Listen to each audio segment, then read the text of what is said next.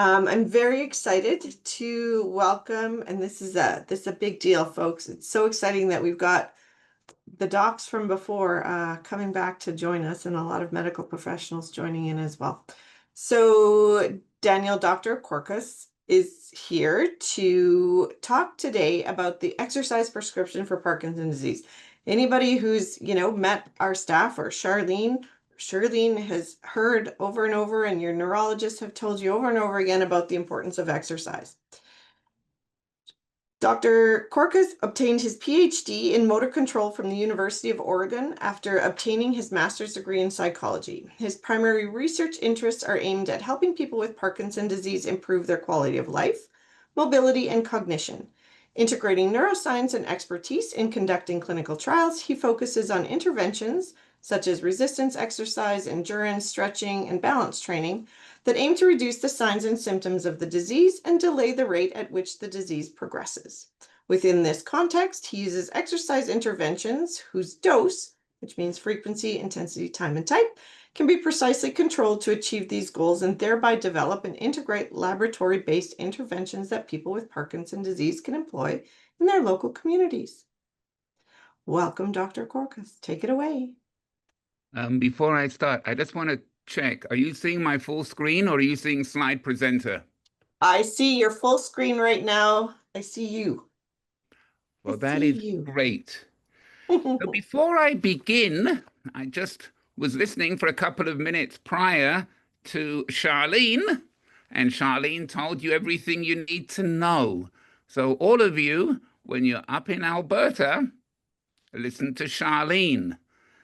I feel very, very privileged and honored to be able to talk to the Parkinson's Association of Canada. I'm a huge fan of Canada. I'm a huge fan of all the people who provide healthcare for people in Canada, and I've been looking at many of the options, and I think it really is first rate. So I'm really, really delighted to be here. So over the next hour, and I don't plan to talk for the hour, so I'm hoping to have time for questions, I'm going to very briefly tell you what Parkinson's disease is. I'm then going to talk about the general treatment management very briefly to put it in context. Then I'm going to show you the evidence for benefits of exercise. And the evidence for the benefits of exercise are overwhelming and incontrovertible. I'm going to give you what I consider to be the best exercise recommendations. And then I'm going to have a little conversation with you about what you're looking for in your exercise sessions. In other words, why are you doing them? Now, Oscar Wilde is not alone. And so if you go back and read The Picture of Dorian Gray, it was written, to get back my youth, I would do anything in the world except take exercise, get up early, or be respectable. My guess is if Oscar came back in 2025 and either talked to Dr. Caviccioli or Dr. Misiaki or one of the other many distinguished physicians in Alberta, they would persuade him otherwise. Dr. Corcos, do you have slides or did you just want to talk right now? Because right now I see your lovely face. Oh, no, I've got slides. Okay. And I shared them. Well, I see you and well, your awesome Northwestern backdrop. Let me go back and share again. Because that is the reason I asked you which mode you could see. Because when I come up... There we go. Perfect. Okay.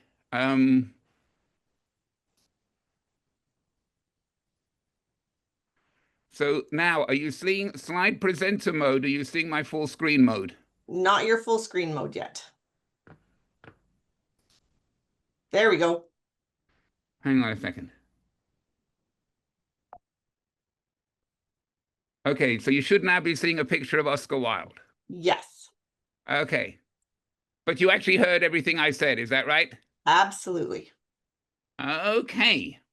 So we concluded that if Oscar came and saw one of the Canadian specialists, his mind would have been changed. However, even in the early 90s, amongst movement disorder specialists and physicians, there was still a very healthy skepticism. So Dr. Camcioli will recognize the person on the left. That is the legendary C.D. Marsden, who arguably, if he wasn't the finest movement disorder specialist of his generation, was certainly right up there. He worked at Queen Square in London, and at a small seminar, hang on a second, I just need to move. Okay. So at a small seminar, a good friend of mine, movement disorder specialist, Cindy Camella, presented her physical therapy data. This was back in 1994. And David Marsden asked her how much cost was associated with the program in terms of each patient. So in his usual British style, according to my good friend Chris Getz, the question was seemingly a point of information, and Cindy fell right into the trap by quoting some number that David then pounced on with glee and declared, "I'd feel better and move faster if you gave me that much money. Why don't you just give them a check and skip the PT?" And if you go back and look at treatment in the 90s and till very, very recently, activity, exercise wasn't fully appreciated. So just to remind you that Parkinson's disease is degeneration of nigrostriatal dopaminergic neurons. If you do an autopsy on a healthy brain, you will see black pigmented neurons. In a Parkinson brain, much of the dopamine has been depleted. Here we have alpha-synuclein buildup. And what I want you to see over here is that in a healthy brain, if we look at a part of the brain called the caudatum putamen, you have activation bilaterally. And then in mild early Parkinson's disease, you have less and less dopaminergic uptake until you reach severe Parkinson's disease when you have least uptake. And so Parkinson's disease, as I'm sure you all know, is a dopaminergic deficient disease. The cardinal signs of Parkinson's disease and the signs upon which you will have been diagnosed are you must have bradykinesia. Hypokinesia is simply restriction of movement. Akinesia is slow, absent movement. And then you have one of tremor at rest or rigidity. And then for the final diagnosis to be made, there are a lot of other things that get taken into account. But a simple level, if you move really slowly, especially if it's asymmetric, because it's an asymmetric disease, and you have either tremor or rigidity, it's probable you have Parkinson's disease. So in terms of the management of Parkinson's disease, it's my view and the view of many of my colleagues, and exercise physical therapy is first line for the treatment and management of Parkinson's disease. It should be a fundamental part of your treatment. So once you're diagnosed, if there's neuroprotective therapy available, you should have it. The only neuroprotective therapy is high-intensity exercise, which we'll talk about later. This is the only therapy that might slow the rate at which your disease progresses. At some point, you'll be given symptomatic therapy, almost certainly levodopa. You may or may not be given dopamine agonists. If your disease is quite complicated, if you have it for a long time, if you're on large doses of medication, surgery will be contemplated, and there are a variety of surgical procedures. And so this is the global picture. And what I'm going to really drive home is the exercise physical therapy. And the reason for this is, one, it's very good for you. In fact, it's very good for all of us. And two, you control this. And that's why, it's one of the reasons why it's so important. In many respects, the field of Alzheimer's is one step in front of the field of Parkinson's disease. And in Alzheimer's disease, they've looked at large-scale gene expression portraits. And they've identified exercise as the top theoretical treatment, because this is another neurodegenerative disease. So if you look over here, and I'm sure if you can read it, you still won't fully understand it, but the take-home message here is very simple. That genes which are upregulated when you don't want them upregulated in Alzheimer's disease become downregulated with exercise, and that is good. And if they're downregulated in Alzheimer's disease when you don't want this, exercise can upregulate it. And so this is a wonderful pluripotent pill. And as you can see from the slide here from 2022, you may not even be able to see all of the parts there. But what it is showing you is that every part of the body, be it blood vessels, be it neurons, be it the brain, be it muscle, exercise is helping. I have the privilege, and it is a privilege, to teach physical therapy students. And we have a class of 99, and I taught them a couple of weeks ago. And I asked them, how many of you do resistance training, weight training? And it turns out 97 of the 99 said they did. Whether they were all being honest, don't know. But the number goes up every year when I teach. And so I looked at the two who kept their hands down, and I asked them a very straightforward, simple question. The question was, if weight training is good enough for the squirrel, why is it not good enough for you? And they had no answer. So for those of you not doing weight training, I will leave you with the same question. Now, we all think differently, we're all motivated differently, and we all have to find ways to motivate ourselves. One way some people motivate themselves is to understand the biology. And so they understand the biology and they know that what they're doing is good for them. And you can ask any one of your physicians anytime you want to, is it better that I have healthy, big brain volume? Or is it okay if it starts to shrink? It's frightening looking at the brain scan of a person with very advanced Alzheimer's disease. And you want to maintain cortical thickness. You want to reverse any progression of white matter hypointensities. You want to keep developing blood vessels, angiogenesis. And also, brain-derived neurotrophic factor is very good for neuronal and brain plasticity, and exercise increases it. So we know that the underlying biology is compelling, quite compelling. Brandy, I can see you. I'm now going to play a film. Let me know if it works, okay? I'm taking a gamble here to play a film. I like a gamble. Let's try. Here in Chicago is finding the effects of Parkinson's disease can be minimized without medication. CBS 2's Vince Gerasoli has a look at the research that stands to change the lives of those with the disorder. Keep your chest lifted, keep breathing. His workouts with the trainer are about much more than getting in shape. Squeeze. Excellent. David Bervelier has Parkinson's disease. Moving his muscles has been a challenge for decades. I suddenly found that for large portions of the day, I couldn't move. And for about a week, I was just scared. Slow it down, slow it down. After 2 years of these sessions, David is obviously feeling different, both physically and mentally. I believe that I can virtually credit my survival to it. And pull. Good job. Good. Go. Bervelier gets a second workout of sorts as part of a study at Rush University Medical Center and the University of Illinois in Chicago.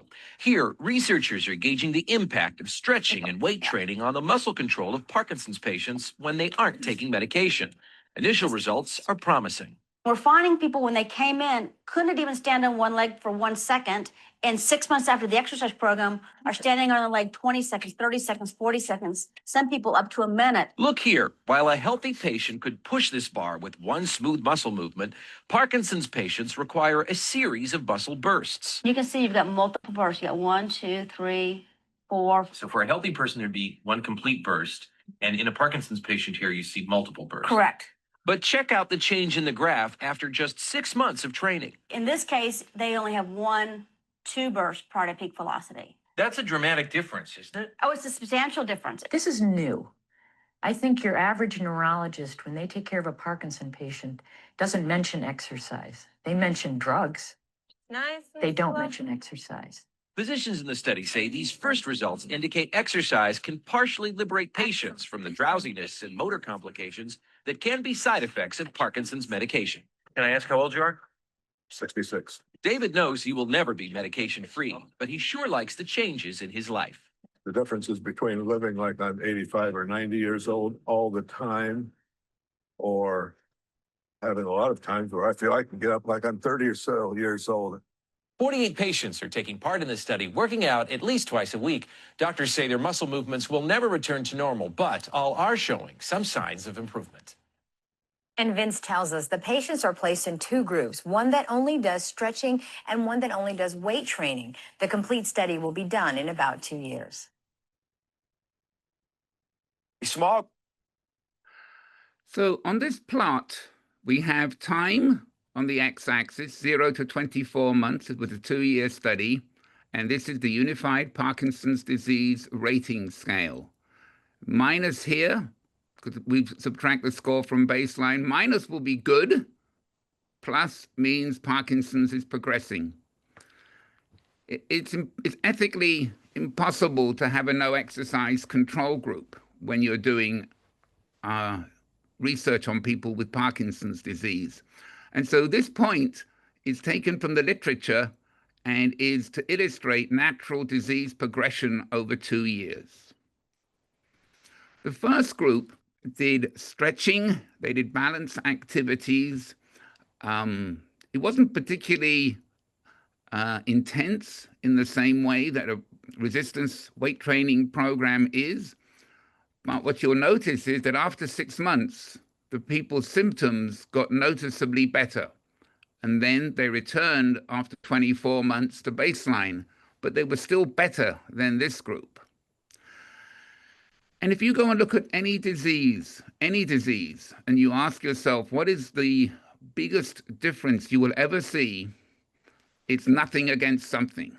And that is because the majority of people are so deconditioned. Now, this is probably not true in Alberta, because you're all very clever, you're all very, very healthy. But if you go across to America, across the 50 states of America, you'll find that many of the states are not quite as clever, and their health is noticeably reduced. And therefore, anything really works. And so the idea of just getting out of the house, going to the gym, because this was all done in a gym, the people were given personal trainers. But look what happens when you do resistance exercise. And this was weight training, 3 lots of 10. So you'll take a dumbbell curl and do 3 sets of 10 repetitions, and you'll do 8 or 9 different exercises. And you'll see that at 2 years, the people were still better off than they were 2 years ago.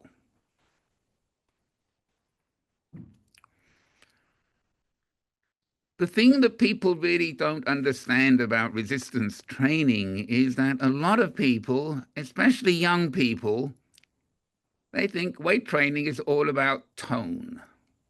Maybe if you're a male, it's nice to have good shoulders and a biceps. Maybe it's nice to have toned triceps. And resistance exercise is often thought of in the context of muscle. But muscles produce myokines, and the myokines go into the circulation. And a lot of good happens to the brain when you are, in fact, doing resistance exercise. And so we gave the participants 3 measures of cognition: the digit span, the Stroop color word interference, the brief test of attention.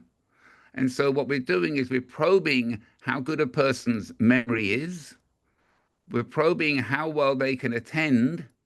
And what I want you to notice, for both interventions, at 2 years, they were still above baseline.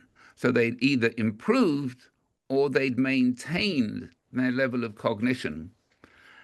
In 2015, this was voted the paper of year in movement disorders. I was invited to Germany to pick up the award, and that is because aspects of Parkinson's disease are, and for those of you who have the disease, you can probably find the right term. So if you've got a mild tremor, it may be a little bit embarrassing, it's annoying. There are loads of words there, but it is not the same as going from a healthy brain to mild cognitive impairment to dementia.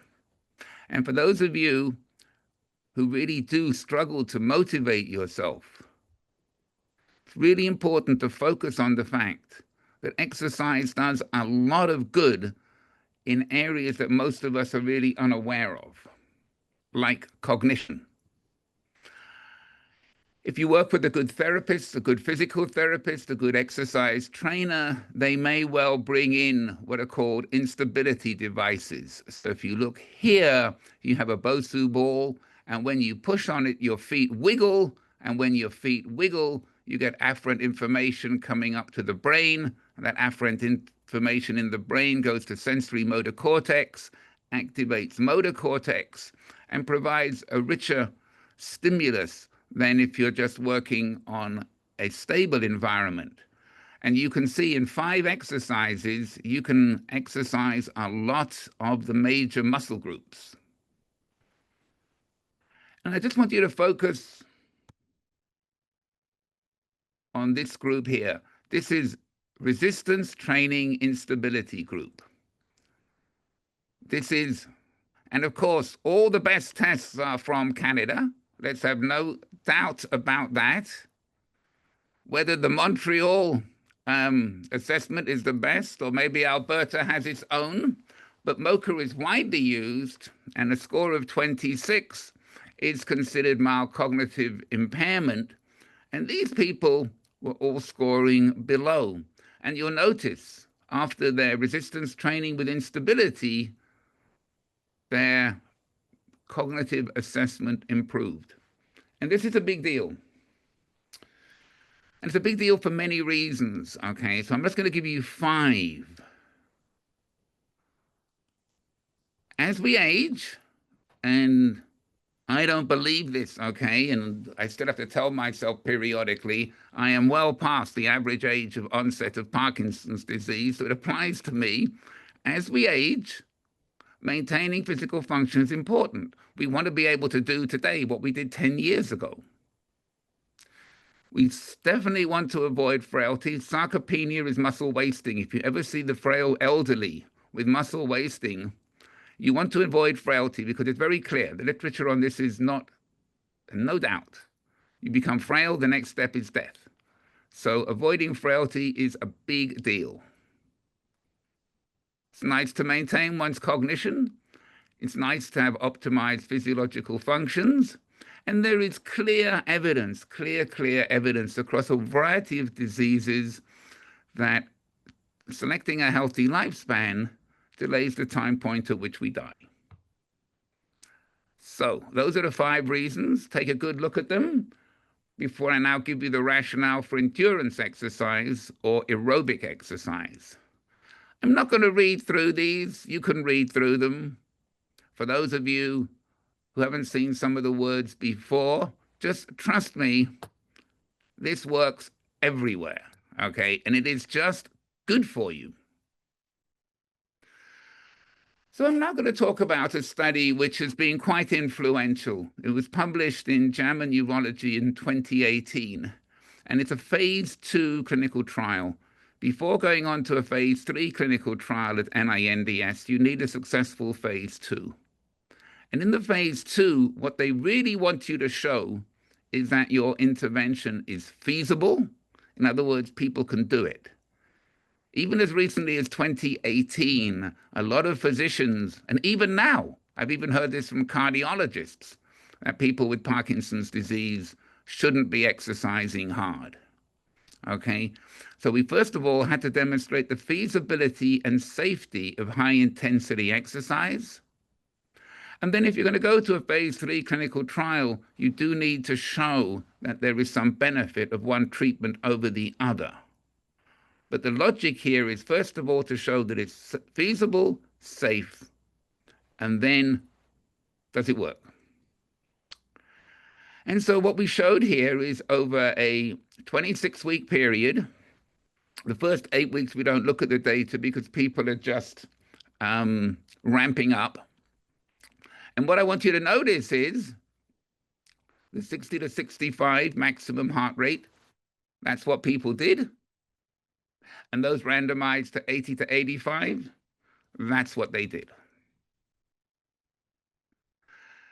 And what happened was that instead of exercising 4 days as we instructed, people exercised 3 days on average.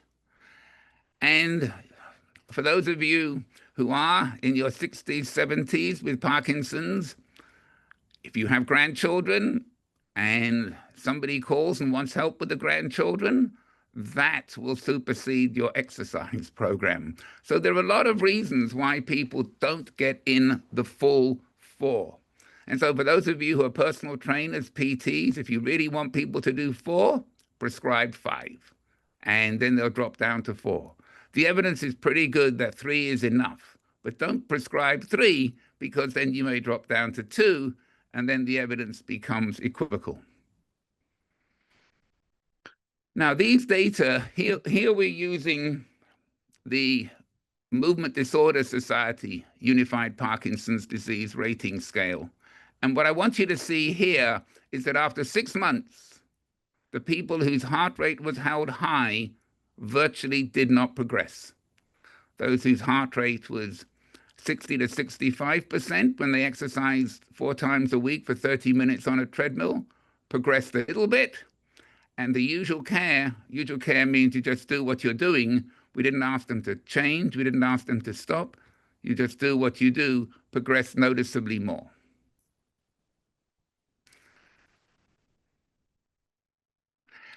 So before I walk you through what may be the most complicated slide any of you will ever see in your life, and I apologize for it, but it's important. I want to talk to all of you about the importance of science, because we live in a world where it's really hard to find out what is true.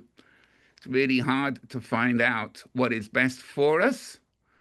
And that bothers me because as a scientist, my job is to try to produce truth. And then when I do a study, I then hope and pray that my colleagues get the same results. So I'm going to walk you through this very slowly. So what I'm doing here is that this is the Movement Disorders Unified Parkinson's Disease Scale. Here we're plotting it from 20 to just over 40. And what I want you to notice here, we have baseline and 6 months, baseline 6 months.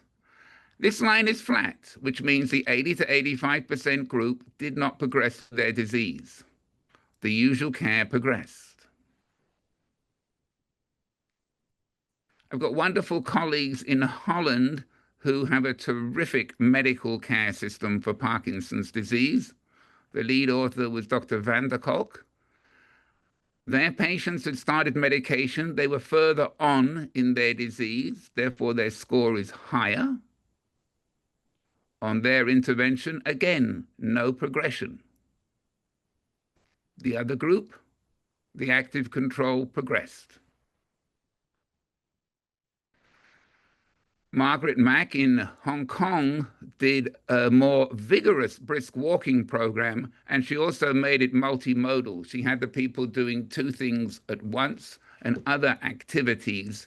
And you'll see that even the control group improved slightly, and this group improved even more.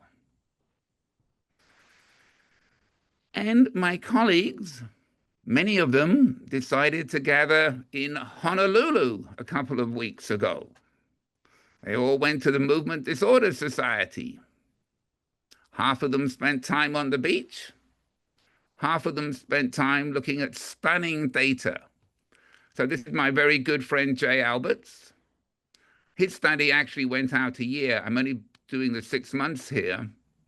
His people were further along in the disease. He studied them off medication, and you can see, just to give you a sense, for those of you who are newly diagnosed, if any of your physicians give you the MDS-UPDRS, and to do so, you will move your arms, you'll move your legs, they will move your limbs to measure rigidity, they'll pull you from behind on the shoulders, they'll give you a score. If you're early on in the disease, it'll be in the low 20s, middle 20s. As you progress, and if you're taken off medication, it can hit the 40s. It can get much higher. And I really want you to have a long look at this, okay? Because I can give you another lecture, which is totally depressing, which begins in 1989 and takes you up to 2025. And it is a series of tombstones for every single failed drug study for neuroprotection. They've all failed. And we now have 4 exercise studies that have all worked. Is exercise harder than taking a pill? For sure. Is it difficult to motivate oneself? For sure. Is it worth motivating oneself? I don't know.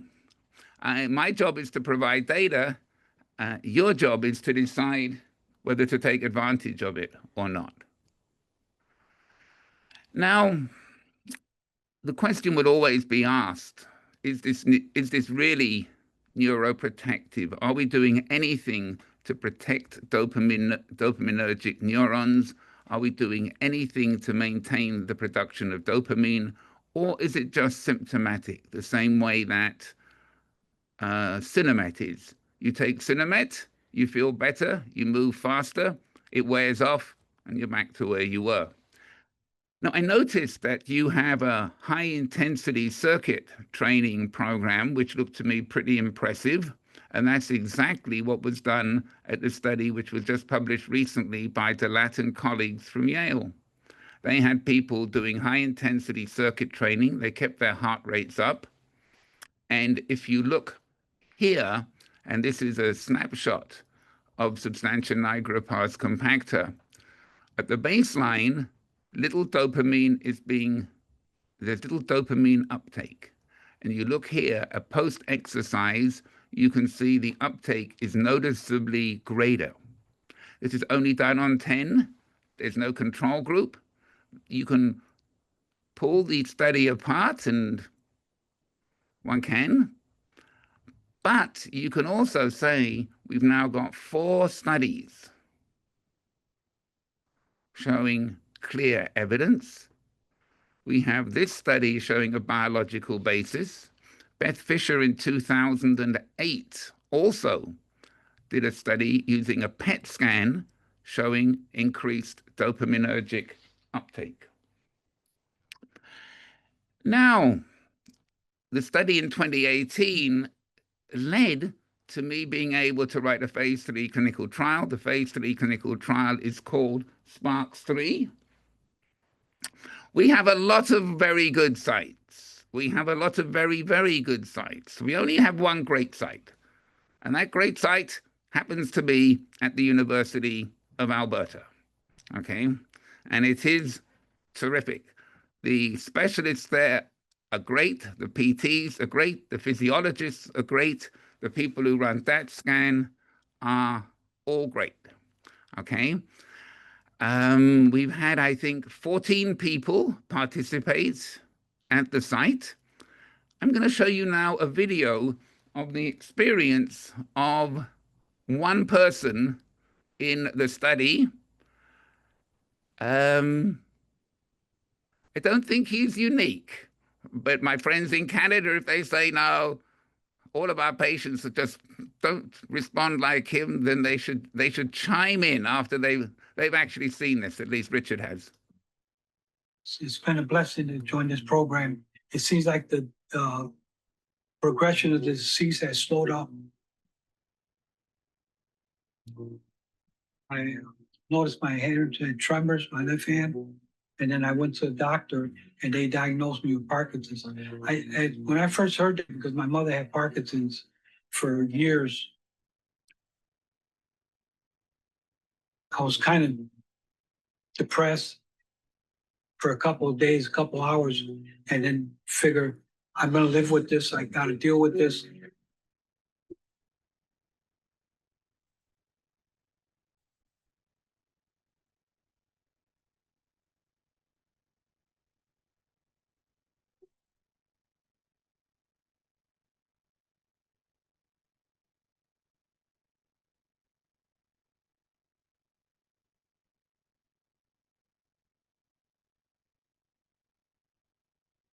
I would have to go 4 times a week and work on a treadmill.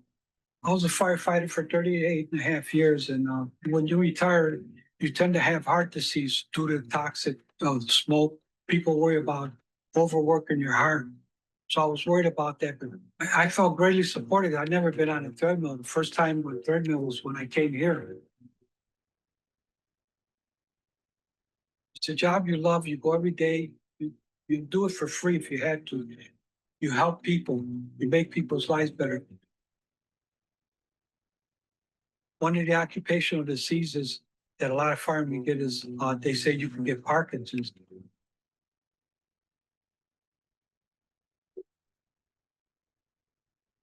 I was looking for help and hope when I started the study program. It gave me the hope I needed. I felt that I'm building muscles, building balance. My memory improved, and there I built confidence.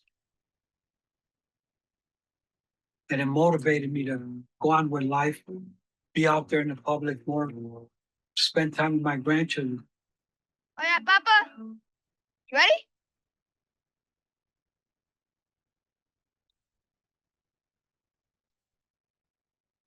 Boy, Papa. They want to play catch with me. They want me to shake balls in the outfields. I never thought I could be doing that once I got Parkinson's.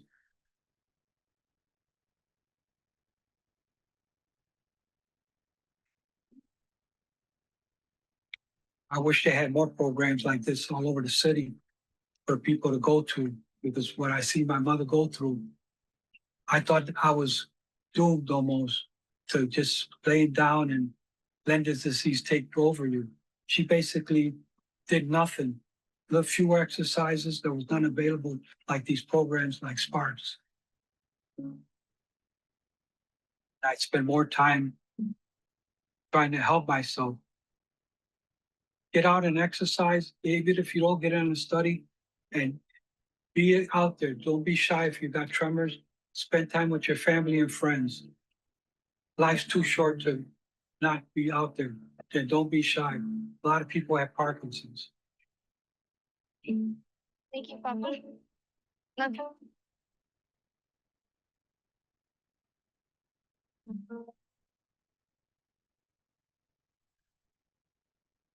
So when I talk, I present a lot of research, and I use treadmills and bicycles because it's much easier to control the stimulus. If you want to measure a person's heart rate, how many watts they've produced on a bike, how fast they're walking on a treadmill, how steep it is.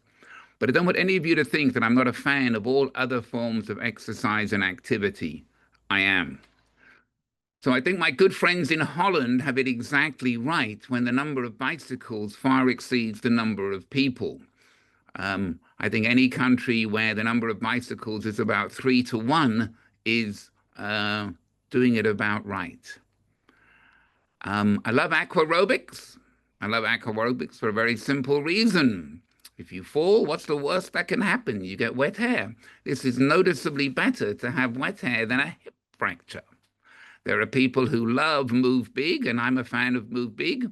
I noticed you've got a dance program, maybe with the Edmonton Ballet. I may have that wrong, but I think I may have it right. I think I'm getting some affirmative feedback. Thank you. I recommend you do it. Certainly, if I had Parkinson's disease, I would give a lot of thought to dance because it does so much for one. You have all the different stimulation from the music and all the people around you. And then there's boxing for Parkinson's disease, which is very, very, very popular in America. This is arguably my favorite slide. Listening to you all talking on different programs before coming in, the word empower. And this is all about empowering. If all is you, and of course, one of the sad things about all my presentations is that I'm probably not talking to the people who need to be talked to. My guess is I haven't taught any of you anything new, but it's all the people who don't come to these presentations. But for those of you who take ownership of your disease, you're going to do better. I think the evidence is overwhelming. And the fact that you have viewing parties, I think, is quite spectacular. I hope you have some Canadian club or something like that available to help enjoy the presentation. So, what is the prescription? It's weight training twice a week, endurance training 3 times a week. Always keep working on flexibility, and neuromotor is balance, agility training 2-3 times a week. How you weight these will depend. As you all know, people can get Parkinson's disease in their early 20s. And so if we have people here who are young onset, they will be certainly doing much more of the weight training endurance.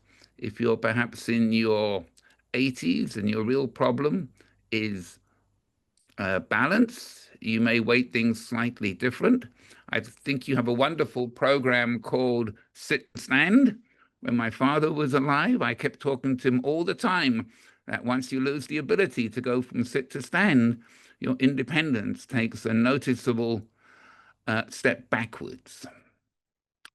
So, to help your Parkinson's disease, take your aspirin every day, take it for a run, take it to the gym, take it to Tai Chi class. Just keep moving. You're going to read more and more, especially for the people who are younger in their 20s, 30s, 40s, because if you get your disease in the 40s, you'll be living with Parkinson's for 40 or 50 years. And thinking like an athlete is very, very, very important. We're learning more and more about the digestive system. And it is very, very important. What you eat is very important, how you eat it, when you eat it. Activity is really good. It's very important to prioritize sleep and to practice sleep hygiene. There are articles almost every day in papers and things like getting to bed at roughly the same time every night, getting in a good number of hours sleep. As I told my students when I gave my sleep lecture, try to reach a point that you don't need an alarm clock to wake up. You know, clearly if you have an early morning appointment, you need an alarm clock. But one needs to get to bed at a time that you don't need an alarm clock, because this is when the body repairs itself. This lady certainly has the idea. I get hungry every time I look at this slide. And I'm going to talk a little bit about this here, okay? Because what I say next will sound a little bit possibly over the top, but I get it from my very dear friend Michael Okin, who is arguably one of the 2 or 3 top movement disorders specialists currently in the world. He's also an author of a 2025 book, about ending the disease. And it turns out that the part of the brain which is dopamine deficient, the basal ganglia, it really, really doesn't like stress. And so what's really important to do is to minimize stress. And Dr. Okin will go as far as telling his patients that if there are people in his life, in the life of one of his patients, and if he finds that if the person finds that this person or people are causing elevated stress, you just need to find ways of finessing that, because it really is a disease for which stress is not at all good.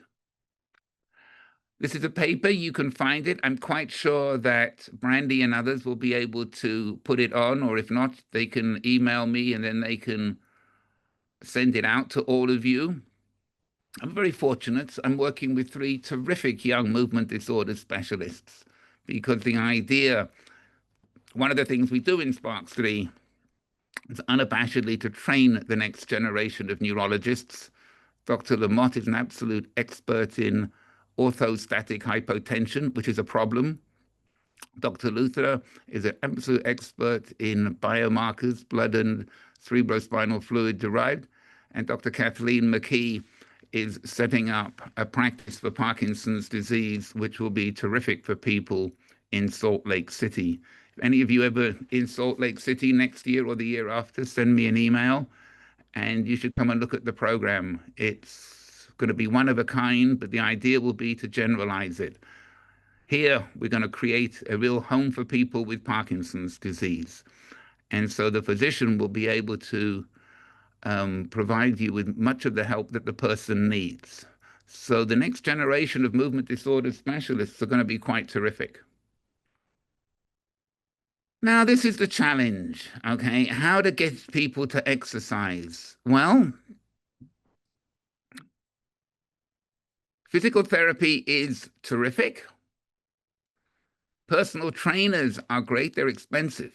They're expensive. And if you can't afford them, most people can't. But if you can afford one, they're very helpful. And then they take kind of partial ownership and tell you what to do and keep you motivated. And so for those of you who need organization and structure, and you just want to concentrate on the workout and not concentrate on thinking about what should I be doing, it's quite terrific.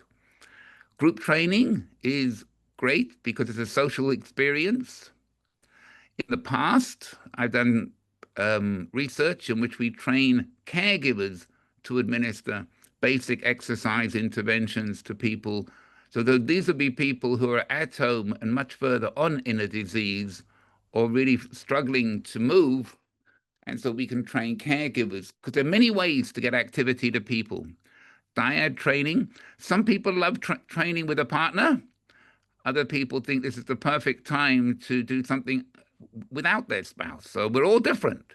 So some people love to go for a workout with their spouse, others don't. For those of you who like training with people, there's a lot of a benefit to dyad training. Computer apps and support groups really help. There are lots of apps to help you. You have so many support groups in Canada. It is terrific. And as you can see, I've just put up the Parkinson Association of Alberta, where you have a lot of resources to help you. And I notice on your webpage, you have all these physical programs, and there we have somebody who quite clearly is keeping herself in great shape. Now, what am I looking for in my exercise sessions? Why do I do it? Some people get a post-exercise high or a post-exercise benefit. So everything I've spoken about up to now is at the long-term effect. We're trying to slow disease progression. We're trying to minimize symptoms over time.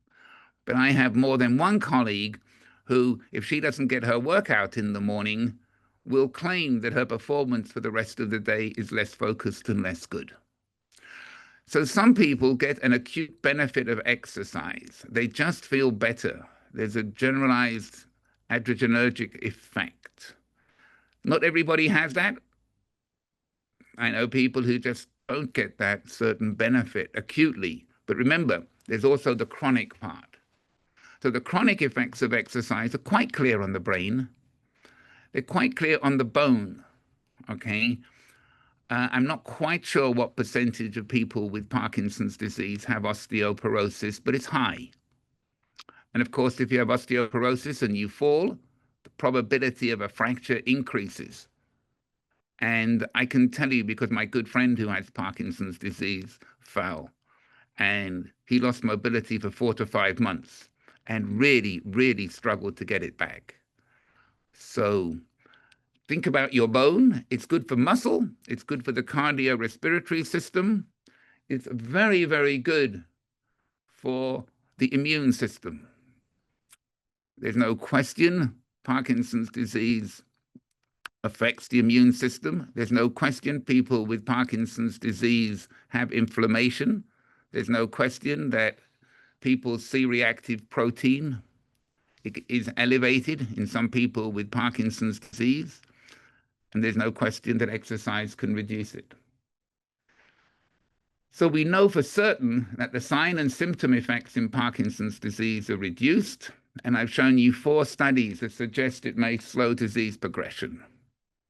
There is a book here which I helped to write. The author is an exercise physiologist, a personal trainer, Christine Meldrum. You can download it from Amazon. It's really good because because the science in it is good. Okay, we went through and checked the science quite closely, but there are some wonderful motivating stories. Maybe the most motivating one of all was a person who lived for 16 years with progressive supranuclear palsy, which is a difficult disease to have. And this person did well, and it's really quite an amazing story. I have friends, because I give these kind of talks to lots of different places. This is when I went down to Nashville. So these are my friends in Nashville. And these are my friends in Cincinnati. And this is what I'm trying to do, okay? I'm trying to push really quite hard lifestyle change. Now, there's a place for pills. And if you've got Parkinson's disease, you certainly will be needing pills. It's very important you know what pill you're taking and why you're taking it. I Zoom once a month with people with Parkinson's disease. And every once in a while, I find out that people are not quite clear why they're actually taking a pill. So I don't want you to think I'm not a fan of pills. I am.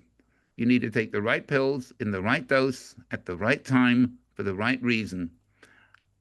I'm a fan of surgery. It has its place. Always great to get a great neurosurgeon when you're having brain surgery. So I am a fan of both of them.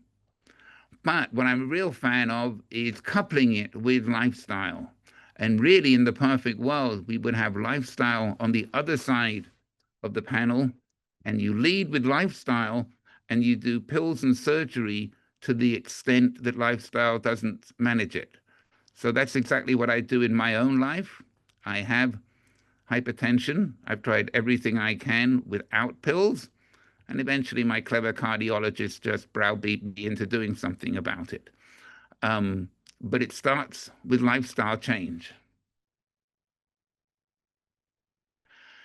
And so this is what I'm going to spend the second half of my career on. So I'm at about the midpoint of my career. And the idea is to talk about being healthy. So it's a paradox to talk about being healthy when you're talking to people with a disease, but you can be healthy with Parkinson's and you can be unhealthy with Parkinson's. And it's much, much better to be healthy with Parkinson's than unhealthy. And I have people who as I said, Zoom with every month, who are much healthier than their age-matched peers. I think what has happened is that the disease has given them a motivation and they look after themselves. And so all of us aspire to a healthy aging trajectory. What I'm working hard on is to get people to aspire to a raised PD trajectory.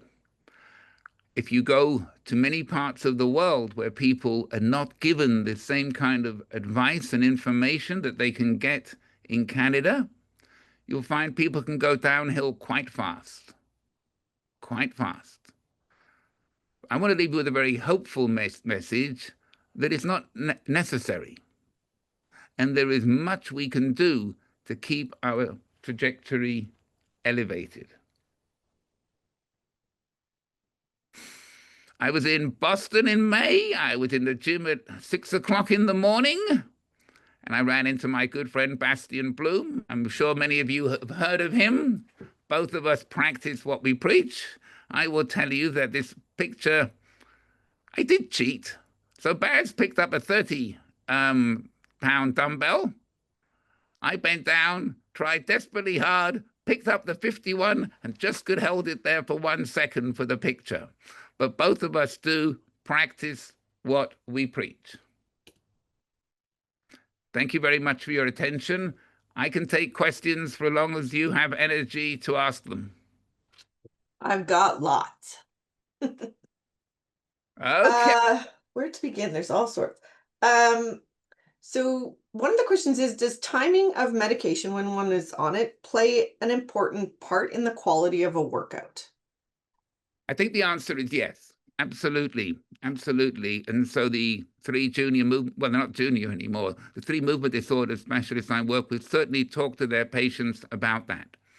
And so they actually, and we write about this in the prescription, they think about medicine to be used to help to exercise. So medicine isn't a means to an end, it's a means to allow you to do the important things like exercising.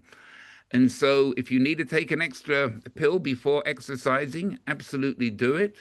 We've just written my favorite article to date, probably, that I've ever written. It's a paper written with 3 people with Parkinson's. We're trying to write papers with people with Parkinson's disease.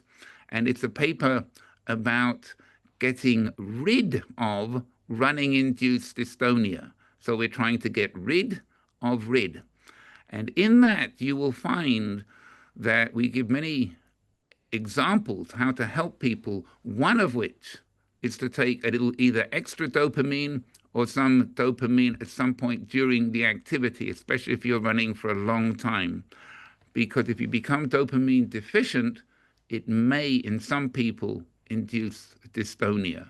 So absolutely talk to your physician, your movement disorder specialist, ideally, about ways to optimize your timing of your medicine for your workouts. Similarly, for PTs and those of you who are exercise specialists, discuss this with your patient. When I teach the PTs, I also, discuss.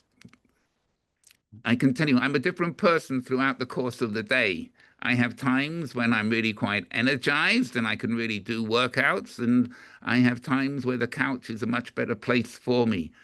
And so if you have a person coming to therapy and it's the wrong time of their medication cycle or they're a little bit sleepy, then you should move them around to a point that they come and they're really energized to go.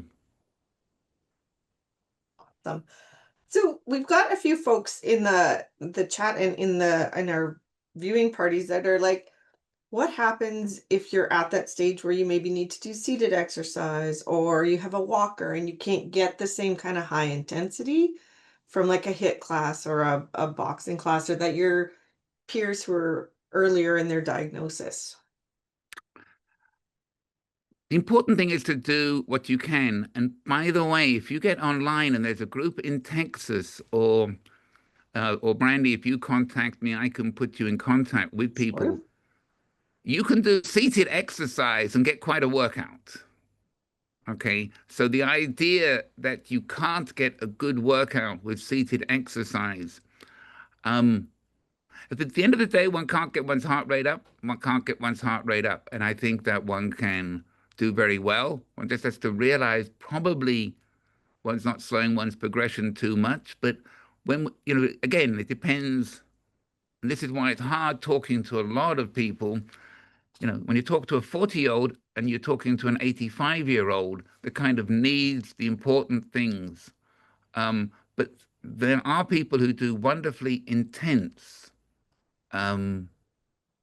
seated workouts. The other thing, if you're really concerned about your balance, go into water.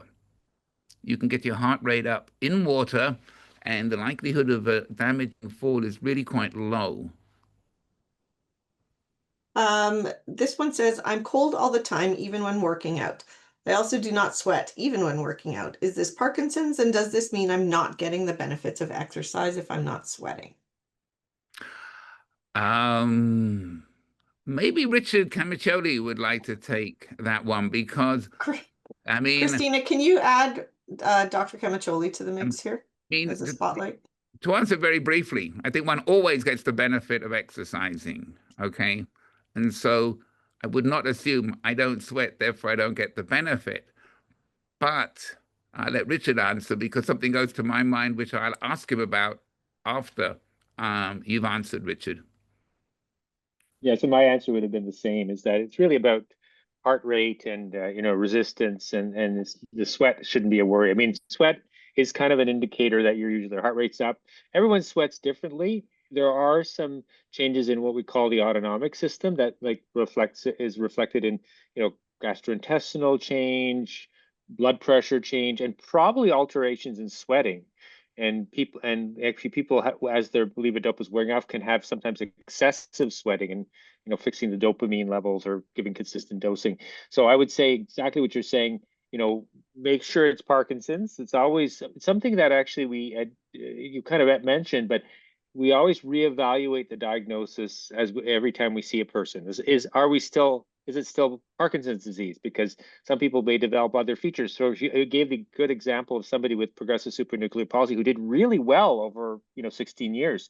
And some people with progressive supranuclear palsy can do very well. But over time, we might say, oh, your diagnosis was Parkinsonism and you look like you responded to levodopa, but it's something different. So for example, multiple system atrophy may affect sweating. So it's a Parkinson's disease mimic.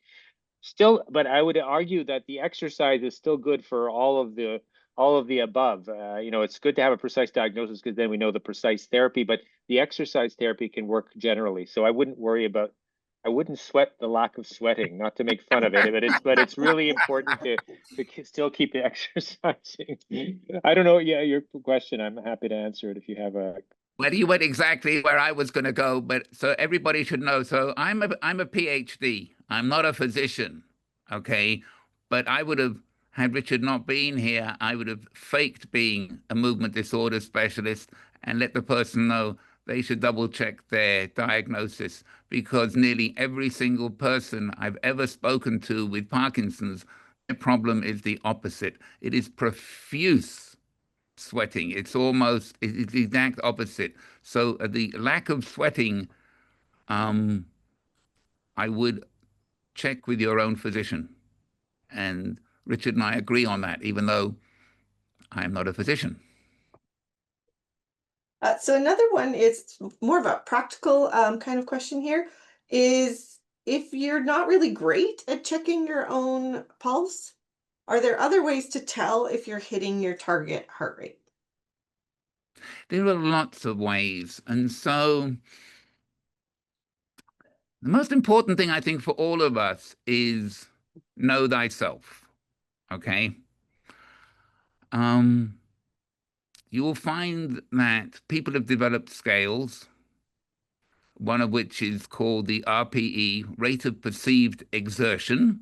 People are not very good at doing this, but the idea here is that if you're going as hard as you possibly can, and your heart is racing and you're struggling for breath, that is 10. 8 is working out quite hard. 8 is working out about 80%. 6 is you're on the treadmill. So Richard and I are next to each other on the treadmill, and we can talk about anything, okay? And then 4 is really a slow walking pace. And so for those of you who don't like anything sciencey, okay, nothing sciencey, then just kind of learn to kind of calibrate yourself by how hard you're breathing, and whether some people also call it the talk test, okay? So if Richard and I are on the treadmill at 85%, okay, we're not going to have sophisticated conversations about different cognitive deficits in Parkinson's disease. That's not going to happen, okay? At 60%, we can. And so you can use the talk test, you can give yourself a number, and if a couple of days a week, you can. So for those of you who really struggle to do this, even if only twice a week, you can get your heart rate up a little bit more. The evidence that the elevated heart rate is good for you is just spectacularly overwhelming, not just from the 4 studies I presented, but there's a lot of epidemiology behind it too. The best way of doing it is to get a really good heart rate monitor. Now, for a lot of people, the heart rate monitor is just not them. And that's fine. The likelihood of my wife ever wearing a heart rate monitor is so far below zero that it is just never going to happen. And we're all different. The likelihood of me doing a workout, a bike workout without a heart rate monitor is also zero. It's just, we're different. But the heart rate monitor does give you a benefit to optimizing your own health span. And I think there's no doubt about that. So we've got a question here that says, you presented very well, and you touched on cognitive. So it's saying the stress on exercise is a lot of the physical components of it, potentially slow down progression. Does that also hold true for the non-movement pieces, the cognitive pieces? Do we see increase or improvements in the cognitive components along with the physical components? There hasn't been measured as much. Richard put his hand up. Yeah. This is his Christina, area. can you put Dr. Kemtrolian again? This is his area of expertise. We do have MoCA in SPARKS 3.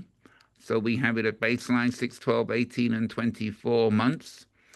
I can just tell you one thing I would take to the bank. If you took a lifestyle intervention, the best lifestyle intervention, and put it up against any drug that comes out in the next 10 years, Big Pharma would never, ever take you on, okay? They would take on some kind of a control group not doing very much. But the evidence, I think, is clear from many studies that activity, exercise does, it may not improve cognition, but as I tell a lot of people, as you get older, forget disease. If I can function as well as I am today in 10 years, I'll be happy. I've long since lost any aspiration to do any better than I am today. Richard? Yeah, so I think your old study that you showed some evidence that cognitive functions improve with exercise. And I think this morning people may not have been there for the whole day, but we showed evidence that if you have mild cognitive impairment already, a kind of a graded mixed aerobic strength program 3 to 4 times a week actually prevented decline of cognitive impairment. And actually in the group that also got simultaneous cognitive therapy, which was actually basically a training to a dual task kind of training, sort of training attention, people improved. And we haven't done it specifically in Parkinson's, so that's where there's a gap. I'm writing a paper now saying this is a big gap. We need to kind of pay attention to people with Parkinson's with cognitive impairment. But in the people who with mild cognitive impairment who had features of Parkinson's, maybe prodromal Parkinson's, we think they did just as well. They were able to do the program. We're talking about just doing a subgroup analysis of that group to see how they did. And currently we have a lifestyle intervention study, which is an at-home based exercise and lifestyle intervention versus a educational program where we're going to see if we can do it at home. And we're specifically open to people with Parkinson's with mild cognitive impairment. I think you have made a really good point that we want to do things from the beginning. So I think we want to even do it before you have anyone has cognitive impairment. But then you get the habits, and you can continue the habits. And I think it's going to do well long term after that. So I tell you, I agree. The evidence is not as strong, but I think you can't wait for the evidence if you have problems now. You want to jump, and these are the general life benefits, like heart benefits, general health benefits are clear. What's not as clear is the link to the specific disease associated things. But again, the changes, the slowing of changes in dopamine systems. There's a paper I pulled this morning as I was preparing my talk, showing less cortical atrophy in people who do exercise. Is kind of a newer paper. So I think it looks like really we should be doing it. We still want to seek out evidence. And that's actually why the Canadian would call it a Synergic 2 study. Is my other study that I'm working a lot on. we have a control arm that's an intervention. I think, as you were saying, kind of telling somebody we're going to have you do nothing for 3 years. That's not going to, that's wrong. And that's unethical. But you can we say, well, we're looking at the best way to deliver the information. So yes, not enough information. We're hoping to get that information. And Sparks 3 may afford, like, there'll be people who had perfect MoCAs at the beginning and people who have lower than perfect MoCAs. And we may be able to look at those. Again, that's a subgroup analysis. We may be able to look at the differences. We may be able to look at the changes on the MoCA. And we also have the MDS-UPDRS, which asks questions about cognitive change. So there are other things that can be looked at into, beyond the main endpoints of the Sparks 3 study. Okay, I've got some more questions. So when you talked about the exercise prescription, the weight training and endurance and flexibility and the neuromotor imbalance, understanding that everybody's different and people have different things going on, is there a framework of time that works better? Like one would want to do this 20 minutes or 30 minutes or 45 minutes. Is there a timing that's better than the next to get peak benefits? And then maybe what is average? Yeah, this is really hard. I And know. also, I've got another question in the chat about tiredness and cramping. So at the end of the day, what you have to do is you have to put together your own personalized exercise program. If one's getting fatigued a lot, maybe every day isn't good. So for myself, for example, I don't work out on Fridays. I work out 6 days a week, never work out Fridays. I just want a day of rest for my body, a day of rest for my mind. Many of my friends with Parkinson's disease want to do something at least every day, even if it's only kind of stretching and mobility for their stiffness, rigidity. If one's feeling okay, and by the way, for the crampness, always make sure you're fully hydrated. We have a paper on orthostatic hypotension, which talks through the importance of hydration. It's the second paper in that series. So, Brandy, if you can make that paper available. The second paper in the series is the orthostatic. You should have a look at that paper in terms of liquid intake. If one is feeling fatigued, there's nothing wrong with rest. I mean, rest is great. This was a back-to-back day for me. I gave a talk this morning to Northwestern University, and one of the participants asked, well, if 150 minutes is good, it's 300 better, and it's 500 better still. And the answer is absolutely not. Okay, you can absolutely overdo it. There is a point of diminishing returns. Parkinson's disease is characterized by fatigue. We have a study going on in Salt Lake City at Intermountain Health, and we do have a couple of people who are quite fatigued. Whether there's an underlying cause, it's always good to talk to your physician. If maybe one has elevated inflammation, I think over the next several decades, we're going to do a lot better job at having kind of blood assays for people with Parkinson's when we can look at a variety of measures and just make sure that they are all well within normal range. But some measures do go high in Parkinson's. And so you just have to do what works for yourself. It's going to come down to personalized medicine. I think over time we're going to learn that the person's genetic makeup is going to have a factor in Parkinson's disease. We can have so many people. We can look at people who have a single gene, maybe GBA1. We can also look at what is called a polygenetic risk score, and to look at how all the genes work. It wouldn't surprise me if there's a very small subset of people who really don't benefit that much from exercise. I think there's no question we're all different. And that's one of the advantages of doing large studies. So for people who, actually, I don't think you have a problem in Canada, but there are people who wonder, why one should do research, okay? And they also wonder why the federal government should pay for research. Well, one of the reasons you need the federal government to pay for research is that you need to do large studies, because large studies uncover things which small studies don't uncover. And Sparks 3 is 3 times as large as Sparks 2 was. Sparks 2 was 128. Sparks 3 is 370. We're doing 24 months. The previous study only did 6 months. And then we are finding a series of cardiac abnormalities. Now, of course, people who are 65 and older, which is the average age of onset of Parkinson's disease, have cardiac abnormalities. But one of the things we find is that we can sometimes, with a good exercise program, uncover a cardiac abnormality, which may be making exercise hard.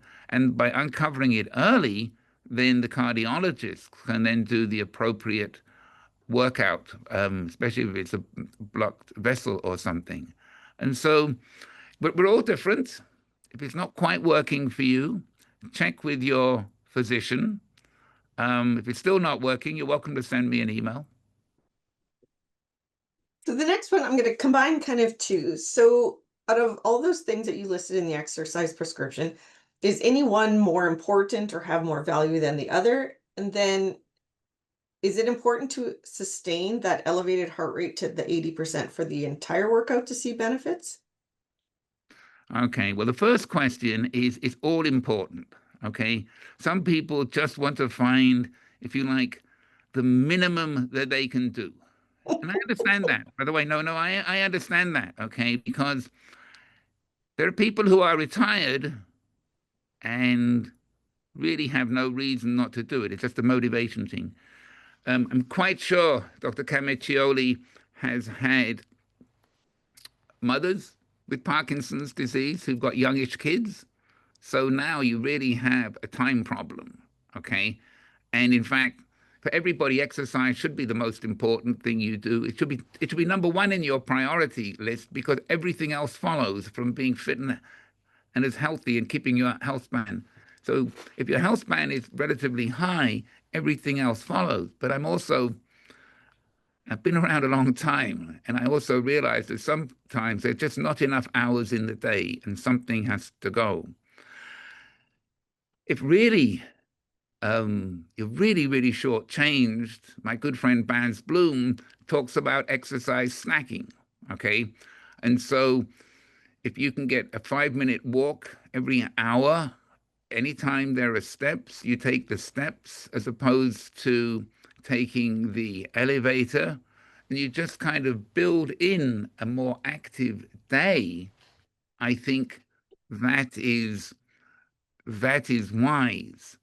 If you really want neuroprotection, you do need to keep your heart rate up for the 30 minutes for 3 times a week. That's what the evidence says.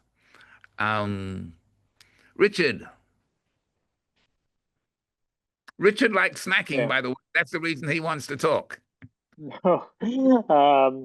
So, I mean, yeah, I was going to say the same thing. I think smaller bouts are okay. I mean, if you can't do larger bouts, I mean, ideally you would do the prescription, I think is really quite perfect. I mean, 3 times a week aerobic, you can't ignore the strength training, and they actually affect different parts of the brain and in terms of the evidence, in terms of imaging changes. And then obviously stretching and core training, those kinds of things are really critical. But if you can't do, half an hour 3 times a week, do 10-minute bouts or 5 to 10-minute bouts. Take stairs instead of, taking, walking, taking the elevator. And again, if you're a little bit late for a meeting, so what? So you've actually done something good for yourself. So just doing stairs periodically, if you have them in your house, or if you're at work, if you have them at work, actually can make a difference. And if you look at the kind of the lifespan data overall in aging, activities such as gardening, such as walking to do your shopping as opposed to driving to do your shopping, these are all things that add up to give you better lifespan. Now it's, the chicken or egg is the people who do those things, doing those things because they're kind of got better reserve, they've got a better kind of from the beginning. But if you add those things, though, that's the thing. I think the point, though, one of the points that you make is that it's such an important tool to help your brain be and your body be healthy. If you have a choice, it maybe make it a priority. So like the smaller bouts are excellent, and there are ways of compensating for lack of time. But maybe this is if you have a question, a choice of something that is not as beneficial to you. It's your life as a individual. Maybe you want to choose the things that are going to give you the best benefit. And that's I like. I don't remember who said it, but I think Charlene said this. Choose what you enjoy, because the exercise that you enjoy or activity that you enjoy is going to be something that it's going to be easier to sustain. So Is that the same advice for how to get started if you've never exercised? Yeah, so if you've never exercised, start slowly, start gently. Otherwise, you will come across something called DOMS, which is delayed onset muscle soreness. And if you go into the gym and you try to start doing a big weight training session and you've never done it before, you'll be hardly able to move. So you want to go in very gently. You want to start very slowly. The enjoyment part is very important, and I absolutely reiterate that. I will point out that I had my good friend in Australia, Dr. David Black, also point out to me that it's all well and good to say, well, do what you enjoy. But when he has Parkinson's, by the way, when he prescribes medication, it's a tight prescription. And he would argue that people should follow a tight exercise prescription if they can, because it is exercise as medicine. The other thing I would say is if you ask a dietitian the following question, should I eat protein? Or should I eat fat? Or should I eat carbohydrates? Or should I take lots of vitamin pills? Well, they will say you need protein, fat, carbohydrate. The challenge here is to get the right ratio for your age, for your sex, for your body type, for everything else. And this is no different. And so the idea is that, oh, I can just do cardio because I like cardio. They all affect the body brain, as Richard said, in different ways. And I think it's a question of needing to realize that. I do want to deal with a question in the chat. And Richard, if I get this wrong, do tell me. I'm sorry I forgot to mention that I got the wrong question. Can we clarify if not sweating, even in working at a pace, may indicate this person has been misdiagnosed and need to consider multiple system atrophy? The point was need to consider possibly another diagnosis. Don't just think multiple system atrophy, okay? Just take the idea that if you're working out hard, especially if you're in a room which has been, which has got some humidity, and is at a reasonable temperature, if you're not sweating, at least just ask your physician, are you sure I have Parkinson's? And if they say, I'm sure, then it's fine. Well, thank you so much today. This has been such an educational experience, and I know hopefully more people will get out there and get moving to keep moving.